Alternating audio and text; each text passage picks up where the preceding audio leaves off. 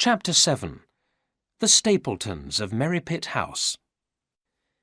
At breakfast next morning, I asked Sir Henry, "Did you hear a woman crying in the night?" "I heard a sound like crying," said Sir Henry, "but I thought it was the wind on the moor." Sir Henry had many papers to read. I left him sitting at his desk and went for a walk on the moor. I walked for 2 or 3 miles across the empty moor. Then, behind me, I heard a voice call, "Dr. Watson?" I looked round. I thought it was Dr. Mortimer, but I saw a stranger walking towards me. "My name is Stapleton," said the man. "How do you do, Dr. Watson?" "I saw Dr. Mortimer this morning, and he told me your name." "I have heard about you. You are the friend of the famous detective, Sherlock Holmes, aren't you?" "Yes, Mr. Stapleton, I am," I said. "And is Mr. Holmes staying at Baskerville Hall too?" asked Stapleton. "Is he interested in Dartmoor?"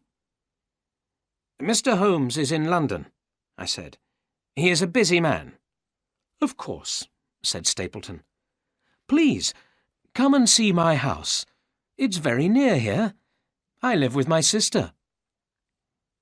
Stapleton led me along a narrow path across a wide, flat part of the moor. The land around us was a strange green colour. We walked towards a hill of grey rock.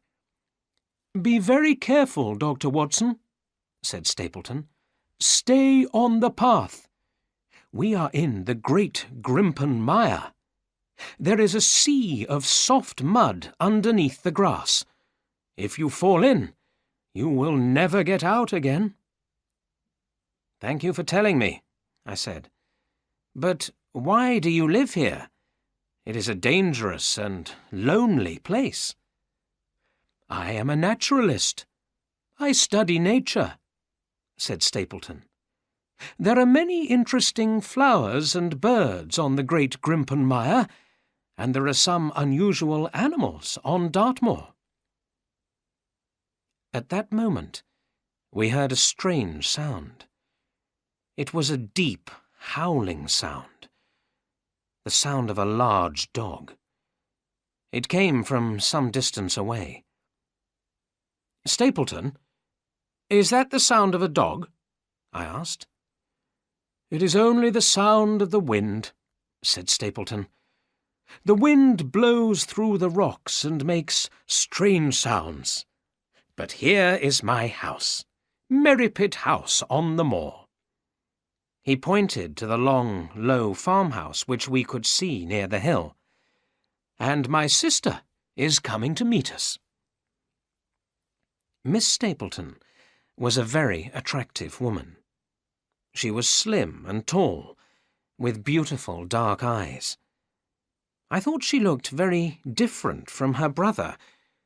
She had dark hair, but her brother had fair hair.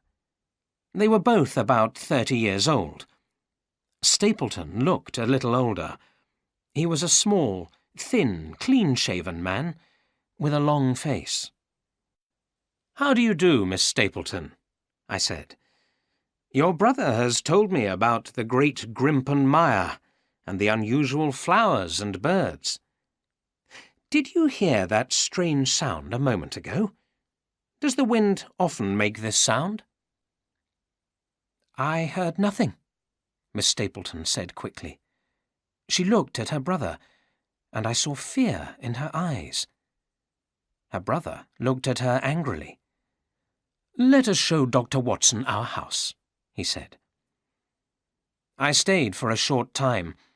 Stapleton showed me his collection of flowers and butterflies. "I will come to Baskerville Hall to visit Sir Henry this afternoon," said Stapleton. "Will you tell him?" "Of course," I replied.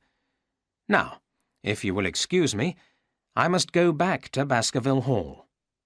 I hope to see you again soon." "Stay on the path," said Stapleton. Remember the great Grimpen Mire. Many men have died in it. Miss Stapleton walked outside with me. She spoke quickly, in a quiet voice. "Dr. Watson, I want to tell you about the strange sound you heard. The people here say that it is the sound of the hound of the Baskervilles. They say it killed Sir Charles, and now it will kill Sir Henry. But please, do not tell my brother that I spoke to you. Now, go back to London. Go back today." She went into the house quickly. I walked along the narrow path slowly, thinking about what she had said.